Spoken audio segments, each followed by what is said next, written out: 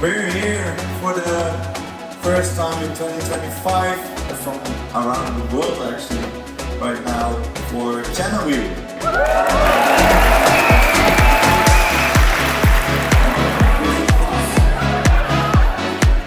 Well, I think the most on-brand thing was just having all founders just as they are on stage answering questions. They never shy away from any weird questions or any other fun things. And I think it's just a very authentic moment, and that's at the end what Channable represents. If I had to describe today's event to someone else, is yes, enjoy gathering people, socialize.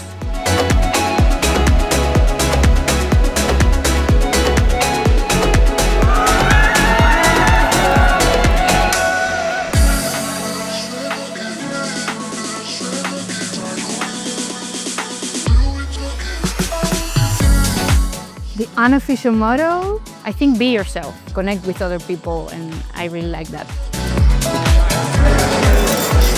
How would I describe Channaweek? It's insightful without being too heavy. Reunion, because for me, people from other offices come together, and that's an amazing thing to have here.